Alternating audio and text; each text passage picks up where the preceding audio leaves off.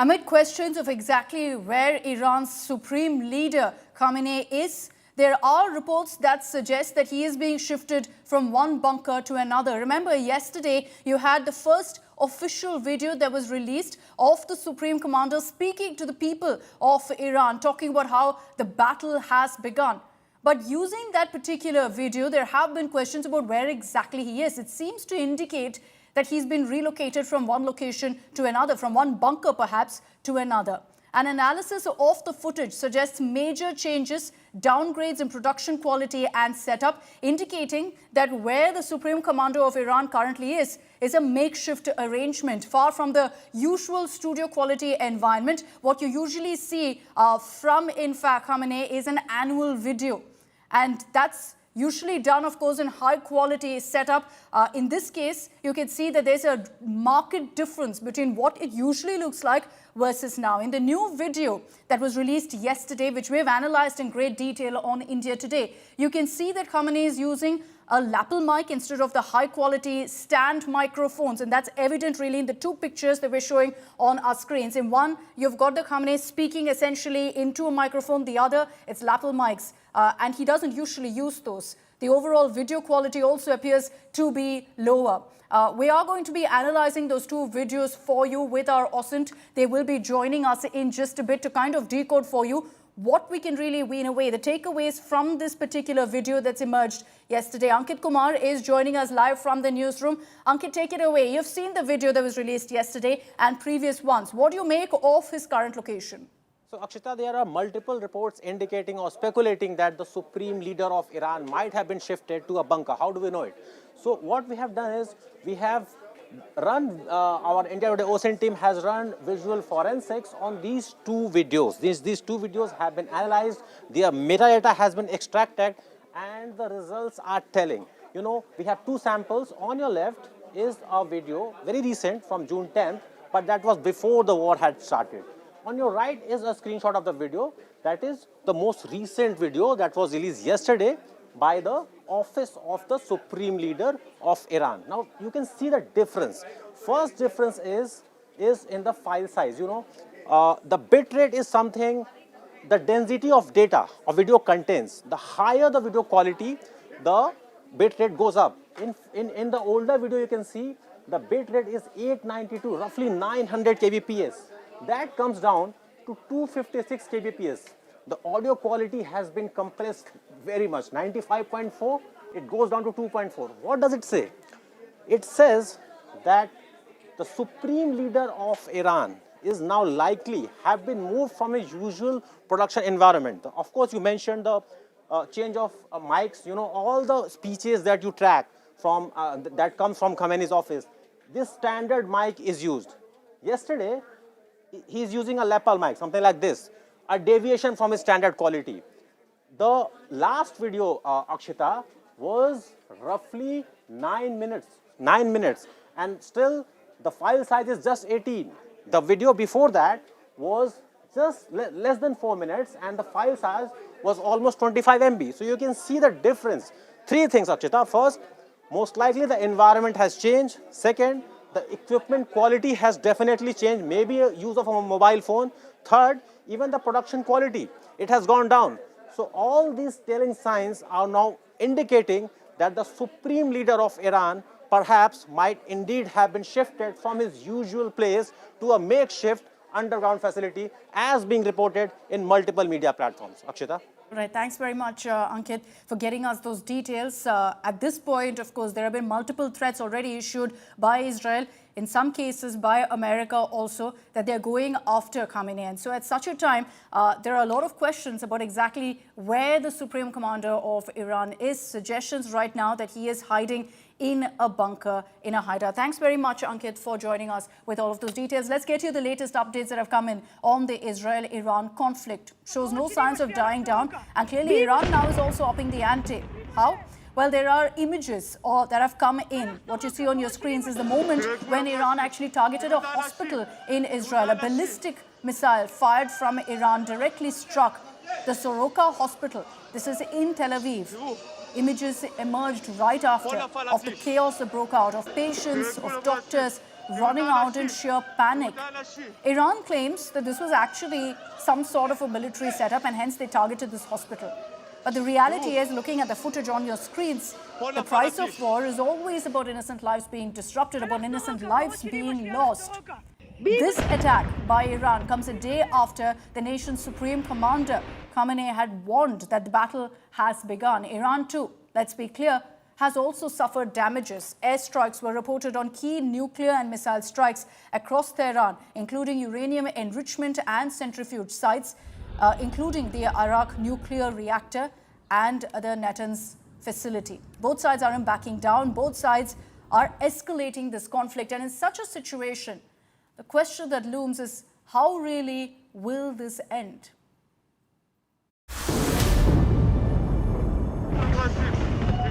A full-scale war in West Asia continues to escalate. For the first time, Israeli hospitals and schools are at the receiving end. Iran fired a barrage of ballistic missiles at Israel's Beersheba area that struck the Soroka hospital, South Israel's largest medical facility. The hospital sustained considerable damage and over 25 people were injured in the attack. This is a very big hospital in the south of Israel. I would assume that thousands of patients is easy. This is the first time, as far as I remember or know, that one of the missiles hits a medical building. Israel condemned the attack on innocents in hospital, calling out Iranian tyrants' terror.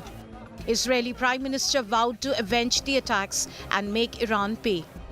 However, Iran claims that the hospital was not on target but was close to IDF intelligence campus and Israel's Central Command headquarters and felt the shockwaves due to its close proximity. Not only hospitals but residential buildings are now on target. A ballistic missile launched by Iran struck a school in Tel Aviv. Another such attack was carried out at the Tel Aviv Stock Exchange, which showed the entire building shattered. These Iranian strikes come after IDF carried out airstrikes on key nuclear and missile sites across Tehran and Arak nuclear reactor apart from the Natanz nuclear facility. But these attacks from Iran and Israel mark a grave escalation, with civilian infrastructure now coming under direct fire. Bureau Report, India Today.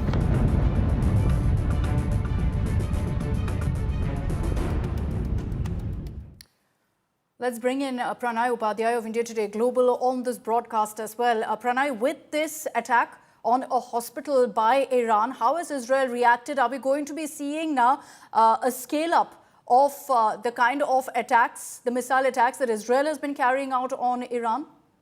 Akshita, just after this missile attack on the Beersheba hospital, the Soroka hospital, which is in the southern part of Israel, Israel has launched another airstrike on Iran.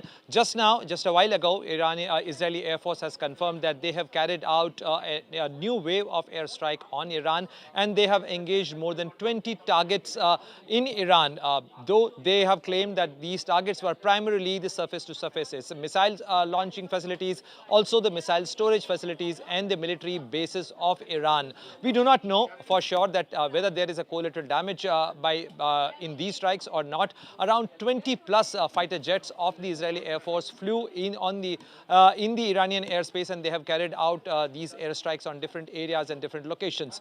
Prime Minister Benjamin Netanyahu clearly stated that the Israel will avenge these attacks, and the Iranian missile strikes are continuously pouring in on the Israeli territories, and therefore the sirens and alerts are still being sounded in Israeli territories. So therefore we can make out that there is a clear intensification of this conflict. We are not looking at any ceasefire right now, and with US mobilizing more troops, more forces in that area, the fear of US joining or the escalation of this conflict still remains there. Let me tell you that USS Gerald R. Ford, which is the newest aircraft carrier, the carrier battle group 12 of the US Navy has also been moved in that theater, in that conflict zone area. And this adds to the number of the US carrier battle groups to 3 in that region of Middle East as well as the Mediterranean. Okay, interesting developments that Pranay is telling us about, including how US seems to be also stepping up right now. Remains to be seen whether they're going to then formally announce that they're also striking Iran. But also when you look at these images, thanks very much, Pranay, for joining us with those details. When you see those images of how Israel has been struck, one question that constantly comes up, and I just want to take that across to you, is about why the Iron Dome hasn't worked. Sandeep Punithan is with us in the studio, and I'll go across to him in just a bit. But let's talk about how really the Iron Dome hasn't been able to stop some of these strikes. There are a couple of possibilities and reasons for that. First is that you've got mass missiles, hypersonic missiles being used by Iran, and that's something that has overwhelmed the air defense system in Israel. Coordinated drone waves by Iran also. So you're seeing huge number of drone strikes, and so some of them are permeating right through. There's also the issue of limited reload capacity. It takes time. Each battery holds just 20 interceptors. And so in that small gap of a delay in reloading, there are temporary gaps when maybe you've got Iran successfully striking their targets. Another possibility, another reason could be high cost imbalance. Remember that each of these interceptors are hugely, it's a liability essentially, that each one of them costs about $50,000 to $100,000. So just imagine the kind of losses Israel is facing every single time they have to intercept a missile, versus Iran's rockets only cost a few $100s. It's very similar to what Pakistan perhaps attempted to do against India by putting across these cheap drones and rockets that they tried to fire into Indian airspace. Also keep in mind that this kind of an air defense system isn't built for all threats. Iran, therefore, has tried to figure out what exactly they can do to kind of reach their targets. They're using super fast missiles. They're using stealth, low-flying drones, which are also extremely difficult to detect.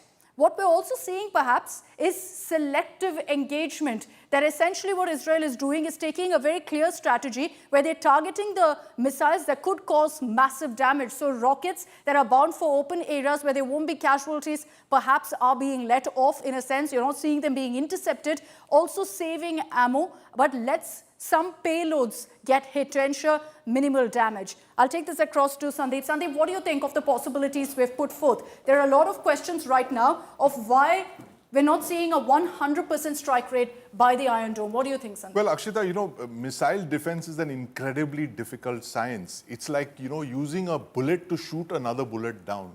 These missiles are coming in at incredibly fast speeds. The IRBMs that Iran is believed to have fired today, which is either the Khorramshahr 3 or the Sejil, which are intermediate range ballistic missiles, have a terminal velocity of something like Mach 10 to Mach 15, which means they're coming in at this 15 times the speed of sound. And if you can imagine a missile dropping down at that velocity, it becomes very difficult for missile interceptors to stop them. And something else that we've picked up is that this is possibly the use of a MIRV, that is a multiple re-entry vehicle that the Iranians are believed to have used here, which is that one missile splits into several smaller missiles with independent re-entry vehicles, which complicates missile defense. So Iran is using clearly some of its top-line IRBMs to target Israel. This is what they literally warned of yesterday, that we're going to start hitting you in ways that you can't imagine. That was the message, and it clearly points to a very advanced level of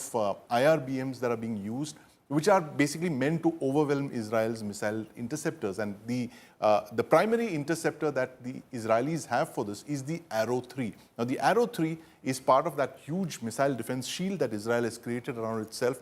The Arrow 3 can intercept missiles out to about 3,000 kilometers almost at the very edges of space. But even that is not a foolproof system. As we've just seen, there are invariably some missiles that will break through that shield and will get there and that is the Iranian strategy as well, to overwhelm the system with a maximum number of ballistic missiles, of that velocity and speed, which you can't protect everything at the same time. So Israel is unable essentially to combat this. The sense we got, Sandeep, and I remember last year when there were attempts by Hamas to target Israel as well, all of those were immediately wiped out. None of them were successful. And essentially the idea that was given was that the Iron Dome is something that you just can't penetrate. That's not true. It's not 100% foolproof, You know, Hamas rockets, actually, I've seen both Hamas rockets, I've seen Hezbollah rockets have been under a missile attack in Tel Aviv last year. I know the feeling. The Hamas rockets are completely rudimentary, they're crude.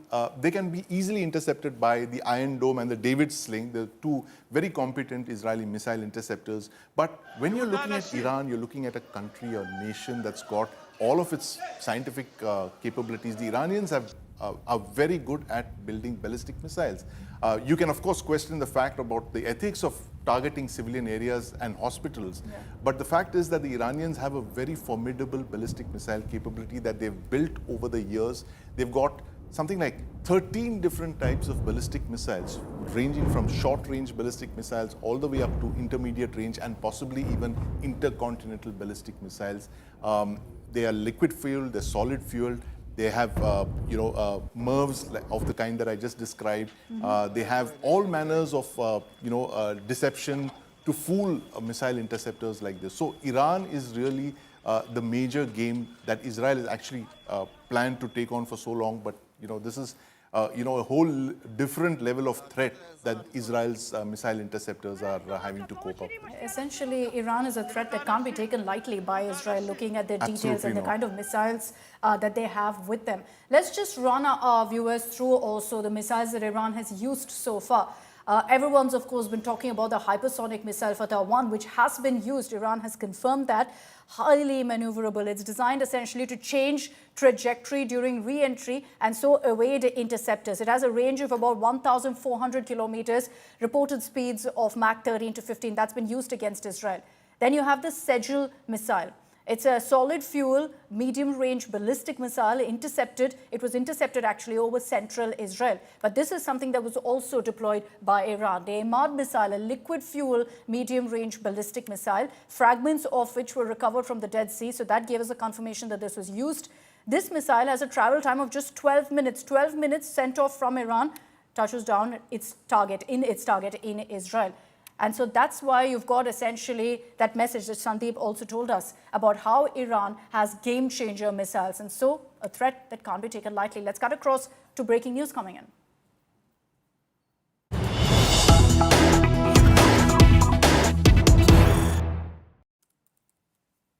Israeli Prime Minister Benjamin Netanyahu hasn't ruled out the elimination, assassination of Khamenei. Now, Netanyahu in his latest message has said, all options are open. You will see action. So essentially, the Israeli Prime Minister sending out a message that no, as far as the assassination of Khamenei is concerned, it's not something that's off the table. Netanyahu doesn't rule it out and says in his latest statement that all options are open. It's better not to talk about it with the press in the media. On the possibility particularly of eliminating Khamenei, you've got a statement from Netanyahu saying, I've instructed the IDF, which is the Israeli Defense Force, that no one in that regime will have immunity. I don't like to talk, I like to act. A clear message that's coming from Netanyahu saying no one is immune. And that was to a question that was asked about whether there's a possibility of Israel going after Khamenei. And as we get to you all of those latest reactions, updates coming in, I did break down for you the kind of missiles used by Iran. What does that look like? A comparison of Iran's arsenal versus Israel's arsenal. We've seen a deadly exchange of missile strikes. Here's a very interesting explainer by Sandeep.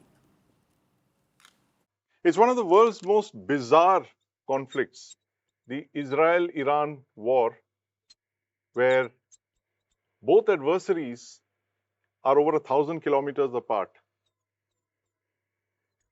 They don't share a common boundary. And that's the distance between them, over 2,000 kilometers, two countries between them. There's Syria, Iraq, and then, of course, Iran. And that's Israel here.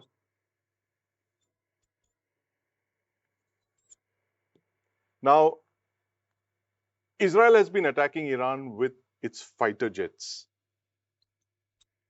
Since the 13th of June, Israel has mounted waves of fighter aircraft attacks. In fact, in one attack on the first day of the war, they launched something like 300 fighter jets, which struck at 200 targets. That's almost the size of the entire Iranian Air Force.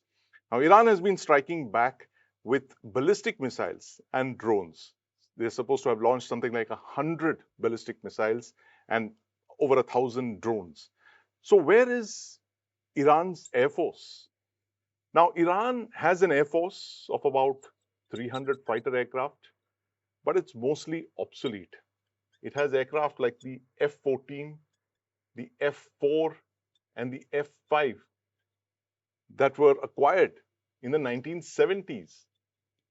It's a pretty useless and obsolete Air Force that they have.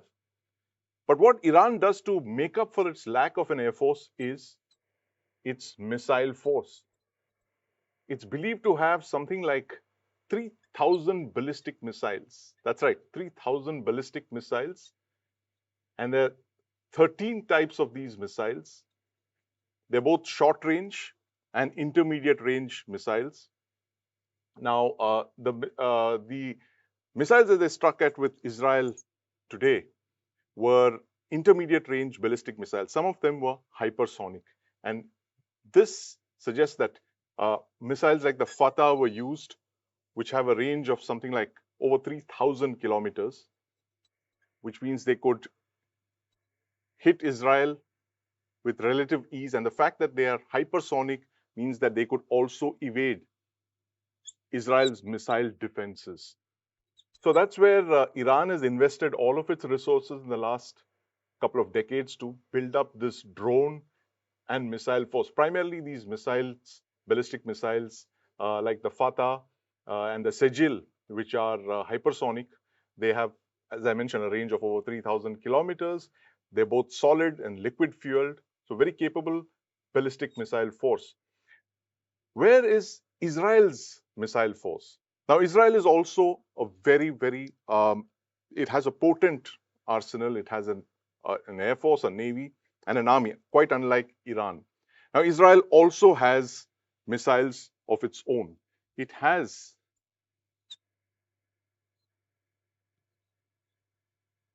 the Jericho missiles, the Jericho 2 and the Jericho 3.